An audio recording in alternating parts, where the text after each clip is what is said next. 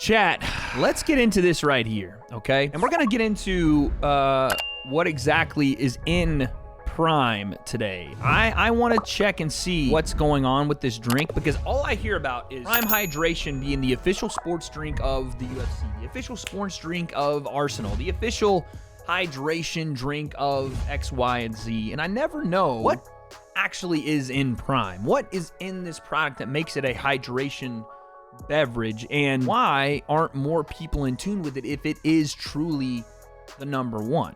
Well, I'm going to take a look at a video that explains exactly what's in Prime. I don't make this video to shit on Prime in any way or anything like that. I genuinely just want to know what's in it, and I haven't actually ever looked for myself because I don't drink the product. So I want to know what is in Prime Hydration by KSI and Logan Paul. A sports drink brand that's coming after the likes of Gatorade and Powerade. And now, almost exactly 1 year later, this stuff is everywhere. It's in stores. I don't think you're gonna see this coming. Look at this. No! God damn it, man! Marketing-wise, I will say this. Prime does the best job of marketing their product. They're very, very, very good at what they do, man. On socials and interactions and the way they get the product in front of as many eyes as possible, they're very, very good. It's the official drink of the UFC. It's in almost every YouTube short that I get recommended. Prime. This stuff even got itself a Super Bowl commercial. Yeah. Hold on, rewind that back. Is that Markiplier? Oh, that's good. Ah, damn it. I guess I gotta try it. Listen, Markiplier might have been in there on their podcast, but I was also working with the man at Creator Clash, okay? Maybe I'll introduce him to some drink update. A little bit different, but fair play. This is how they do it. This is how you get a product in front of a massive consumer audience, by using the people that the consumer audience already tunes into. Genius. Hello, Internet. Welcome to Food Theory, where red hot drinks get cold, hard facts. And let me just cut right to the chase with this one. Prime is massive and is currently on track to be the most successful creator startup brand ever. In its first year, it reportedly has earned $250 million in revenue. Okay, so that's not necessarily the profit mark. Like, I want to know what their profit margin is, but $250 million in revenue is a massive, massive number. My question is, would they want to go head-to-head with a company like PepsiCo, who obviously is the owner of Gatorade, or Coca-Cola with Powerade, or whatever it's going to be for that market share? Do they ever get that big? Now, it's always important to remember that Someone said, doesn't Mams have ownership too? I have always wondered about that, because if he does, that'd be a very interesting story to tell one day. But I don't know. Any way you slice it, the numbers here are eye-watering. Here's the thing though, I don't buy it. Something's not right about all this. Don't get me wrong, I'm normally eager to celebrate the success of any creator-led business, but Logan Paul, for some reason, I just get a little suspicious of things that he puts his name to. No. Damn. I mean, it's a healthy suspicion to have, and I 100% I agree. A healthy percentage of suspicion to have when Logan Paul is involved with promoting a product. Really sure why. Today, we're investigating Logan Paul's CryptoZoo, a blockchain game that made... And right there, ladies and gentlemen, is exactly why.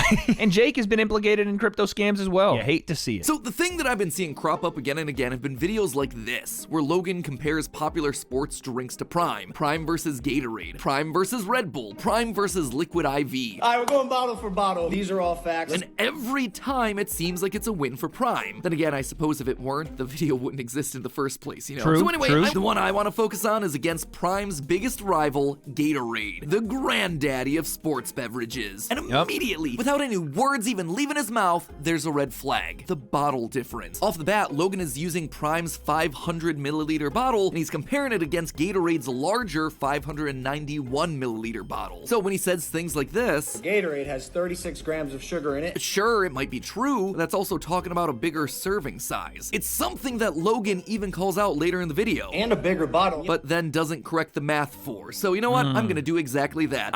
The math ain't mathin'. He starts off with sugar, so we're gonna do that too. 36 grams for Gatorade versus 2 for Prime. That'd be 60 milligrams per milliliter for Gatorade and 0.4 milligrams per milliliter for Prime. Victory for Prime, right? Well, don't call this one just yet, because he's not making a truthful comparison here. For the Gatorade, the 36 grams he's pulling is from the total carbohydrate number on the nutrition label. But for Prime, he's pulling the total sugars amount, a lower subset of the total carbs number. If he were truly comparing the two drinks fairly and correcting for the volume of liquid, it'd be 28.7 grams of total sugar in Gatorade versus... Hope you guys are taking notes, chat. I hope you're taking notes, because this is going over my head.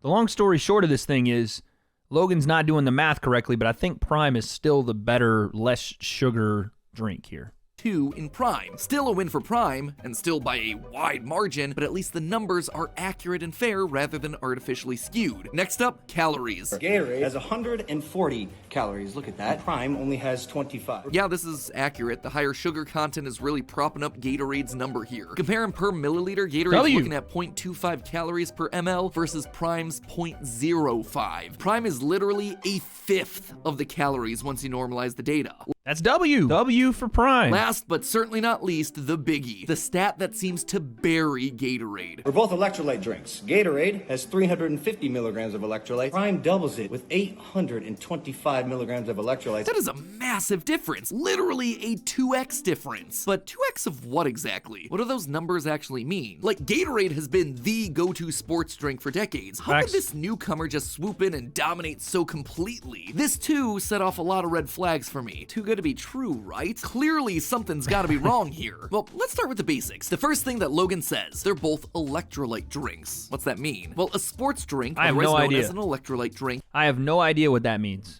An electrolyte drink. A drink that has electrolytes in it. That could be anything. That could be salt water. Is legally defined as any non-alcoholic beverage containing electrolytes or glucose that's intended to be consumed in order to replenish electrolytes that are lost during exercise. Quote-unquote sports drinks don't require FDA approval, so they won't include any kind of special labeling unless they have caffeine. So interesting. I didn't know that. In general, this category is pretty darn broad. As far as I can tell, there doesn't seem to be any sort of minimum requirements for electrolytes, calories, no calories, sugar, vitamins, anything else. The definition is largely marketing based, which is why when you walk down the sports drinks section of the grocery store, there's a huge range of options with vastly different ingredients. Based on the loose By the way, chat, out of the ones that I'm seeing on screen right now, what is your favorite drink? Is it vitamin water, Gatorade, Powerade, Body Armor, or Prime? Safe to say that Prime qualifies as a sports drink and that having electrolytes has a lot to do with it. But that then begs the question, what is an electrolyte? When I first started writing this episode, I thought I had a rough idea, but I wasn't totally sure. It's just one of those words that gets tossed around a lot when you see the imagery of a sweaty Michael Jordan guzzling down a Gatorade or a football coach getting the whole water cooler dumped on him. But chemically, what are they and why do you need them when you're playing sports? Well, at the basic level, electrolytes have the word electro in them, which is exactly what it sounds like, electricity. Electrolytes are charged molecules, meaning they can either have a positive or negative charge, and as a result, they play a big role in transporting things around your body. There are only 8 electrolytes that are typically listed in foods: sodium, potassium, chloride, phosphorus, calcium, magnesium, and bicarbonate. Most of which probably sound somewhat familiar because you've been hearing about them since the 90s when they tried to make SpaghettiOs look healthy. In general, electrolytes are responsible for helping your brain fire off messages between neurons, helping your cells produce energy, and regulating the amount of fluids in your body. When it comes to exercise, they also help regulate the contraction of all your muscles, meaning that if you lose too many electrolytes, your body physically can't send off the electrical charges it needs to flex your muscles anymore. And it turns out that when you exercise a lot, you lose a lot of electrolytes in your sweat. You see, since a large percentage of your body is water, and electrolytes are polar charged molecules, they move around really easily in your watery bloodstream. And they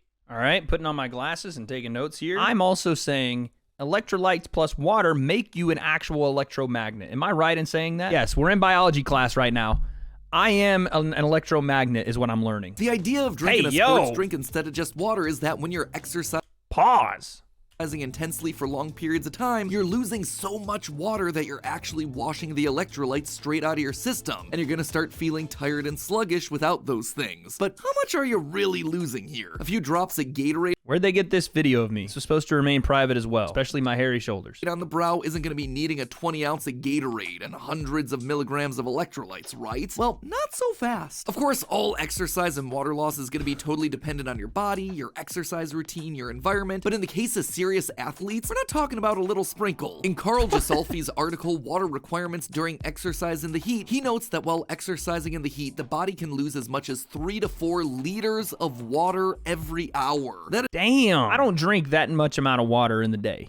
That's crazy. is almost a gallon. You can lose more than that over the course of Is he several training hours. with that move? A gallon of water lost is over 8 pounds of body weight that you just sweated right out of your system, which if it sounds like a lot, it is. This is why you see boxers trying to sweat off the pounds before a Dog, to use this picture of TJ Dillashaw, this is a terrifying picture. This was TJ Dillashaw trying to make 125 while also hyped up on EPO, and he looks like he's on the death's door, bro. Weigh-in, because water weight actually makes a massive difference. Unfortunately, you just can't sweat it out forever. As soon as you start to lose more than 2% of your total body weight in water, you actively start to experience symptoms of dehydration, including headaches, nausea, cramping, and fatigue, because your body is shutting down without the ability to regulate and contract your muscles. Connor at featherweight was scary, but TJ was rough. This means that losing more than 3 pounds of water, or just over 1 liter, can cause your whole game to suffer. And thus, you can really start to see why the sports drink market is such a thriving business. People working hard jobs all day are losing water and electrolytes constantly, and those things need to be replaced. On the flip side, if you're like me and just popping into the gym to hit the old stride machine for 20 to 30 minutes a couple days a week, chances are you don't need to be refueling with sports beverages because you're not losing enough water and electrolytes. You can stick to the water, save some money, just stop being posers about it. Knowing all of this, do Logan's stats here line up? Yeah, kinda. If any W again. Prime's actually what it says it is. anything, he's underselling Prime in this category, which seems incredibly sussy for a guy like him. He says Prime has 825 milligrams of electrolytes, but according to my calculation, it should be 835. 700 milligrams of potassium, 124 of magnesium, and 10 of sodium or salt. I'm no scientist, but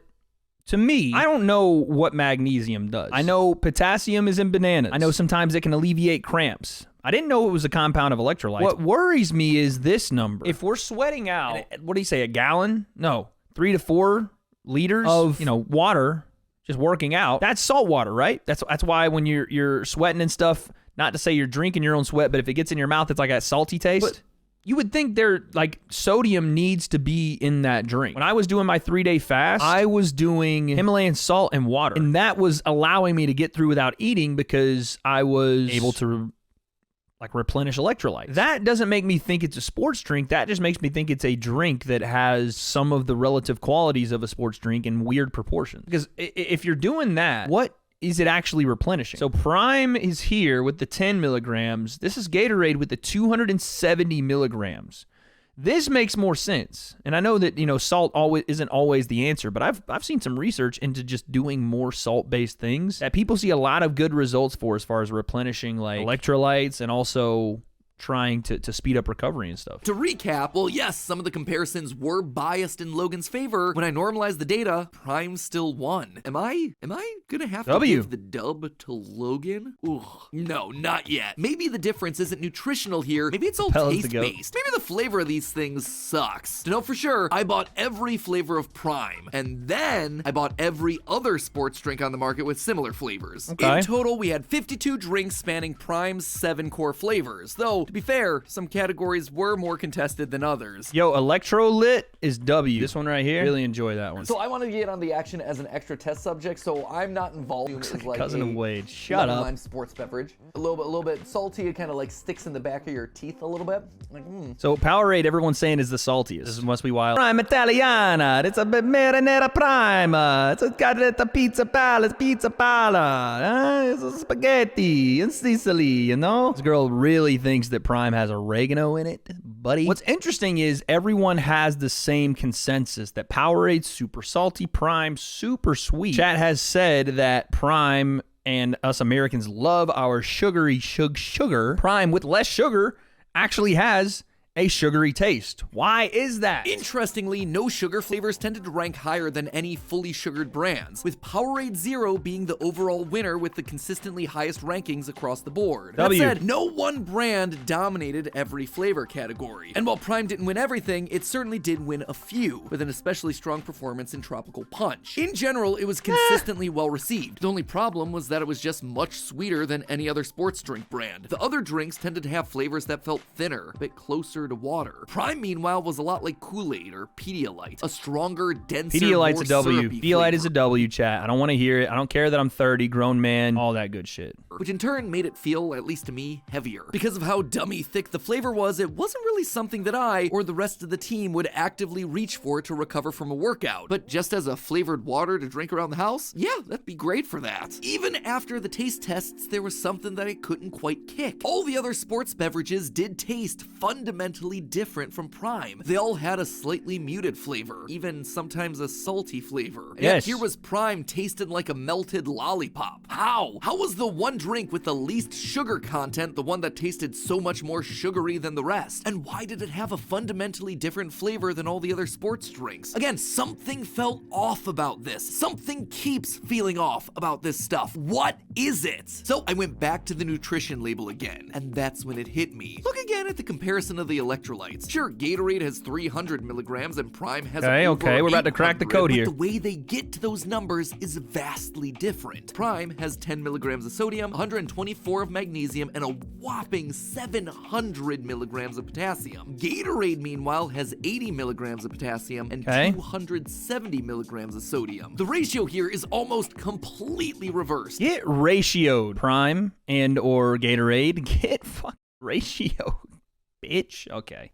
Relax. That is why you're getting a salty flavor from all these other sports beverages. Logan's Prime has 70 times as much potassium as sodium. Gatorade, meanwhile, has a ton of sodium and a teeny tiny amount of potassium. Powerade, same ratios as Gatorade. So I had to keep looking. Body Armor, another top contender in our taste test, is closer to Prime. BioSteel, the one with the juice boxes, came in with a completely different ratio than all the others with equal amounts of potassium and sodium. So that then brings us to what's probably the biggest question in all of this. What is the proper ratio for all these electrolytes? Is this the thing that's been nagging me about Prime all along? Well, it's important to note that each electrolyte is responsible for something different. Sodium, which we get mostly from common table salt, is the most prevalent, and it basically exists in all the spaces outside and around your cells to help you regulate blood pH and your overall water levels. How much you're peeing out, how much your kidneys are filtering out, things like that. Potassium, on the other hand, works inside your cells to help produce ATP, the little energy molecules that help power your body. Potassium ATP is a pretty key factor for like what I'm realizing for body like recovery and muscle fatigue and tension and all that stuff. ATP is a pretty big indicator. Also works in your heart to make sure it's pumping normally. Too much or too little potassium, and you could start having heart problems and irregular rhythms. Calcium and magnesium play smaller but still important roles in your muscle contraction and brain function, keeping you mentally and physically sharp. So at the end of the day, it kind of seems like they're all important in their own right. So which ratio is the one we're aiming for in a sports drink? Well, remember the whole premise of a sports drink. It's to replace the electrolytes that you lose during exercise. That means that we don't need to worry about every electrolyte in the body. We only need to focus on the ones that we're losing during said exercise. And we're not losing them all at the same rate here either. The average person's sweat ratio of electrolytes is 220 milligrams of sodium for every 63 grams of potassium, 16 of calcium, and 8 of magnesium. That means that you're losing nearly 3.5 times more sodium at any given time than any other electrolytes. And this is what I was saying. If you are losing sodium because you are sweating out salt water, you have to replenish the salt water with salt water in a more flavorful form with a bit of sugar. Powerade Gatorade. If you're doing the type of exercise that needs a sports drink, you need to find one that replaces sodium before worrying about anything else. Looking back at the ratios that we found across our sports drinks, it now comes down to which formula replenishes your electrolytes at the ratio closest to the sweat that you're losing. Knowing that, let's look at Prime. Sure, it has a ton of electrolytes, but none of them are the ones that you need to be replacing. Prime is giving you a ton of potassium. This thing is practically a banana, but you don't really need potassium in the middle of strenuous exercise. At least you don't need it nearly as much as you need sodium. In your sweat, you lose sodium to potassium at a ratio of 3.5 to 1. But with Prime, you're giving your body 0.014 milligrams of sodium to 1 milligram of potassium. You are essentially completely missing the one electrolyte that your body needs the most while sporting. What about the other sports drinks on the block? Well, Body Armor's ratio is 0.05. It's actually very similar to Prime. BioSteel is at least a 1-to-1 ratio with the same sodium and potassium content. I suspect that they're all sacrificing the sodium because it keeps these drinks tasting sweeter. More sodium means a saltier flavor like the traditional sports beverage of Gatorade. Speaking of Gatorade, Gatorade and Powerade both have astonishingly different ratios than these newer competitors, with Gatorade at a ratio of 3.4 sodium to potassium and Powerade at the very top of the scale with 4.1 milligrams of sodium to potassium. It's settled.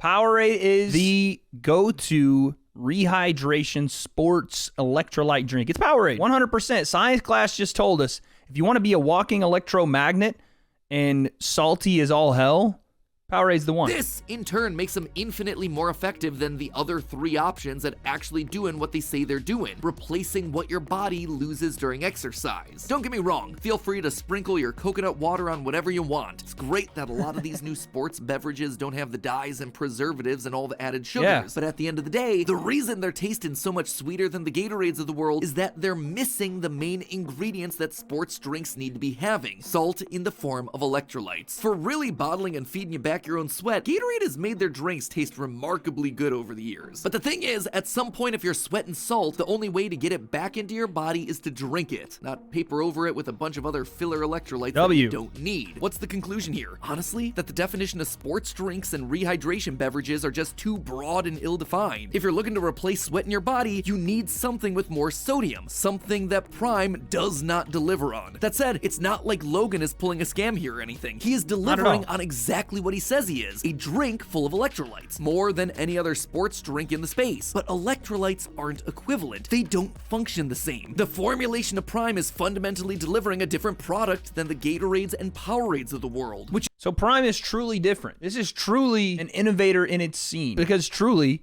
it's just different. There's nothing like it, or at least with all of the bells and whistles it brings. So it's not necessarily that Prime sucks, because I don't think that's the case. I think it's just a target audience being a sweet drink that kids can drink, and maybe it won't necessarily do anything to help their performance, but it won't necessarily give them any sugar rush or use some of the things like you talked about with the dye and things like that you'll get in some of these other products. So fair. Okay. So that's what's really in Prime. It is one of the biggest fads in our world right now. Everyone's drinking Prime, but does it really define as a sports drink? Yeah.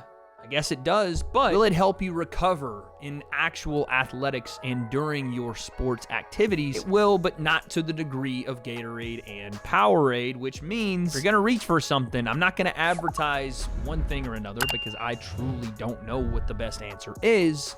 The comment section, you let me know. Is Prime hydration truly to rehydrate, or is it just a drink you can have while hanging out with some of your friends and to get in on the Logan and KSI hype? I don't have those answers, but maybe I'll try a couple myself.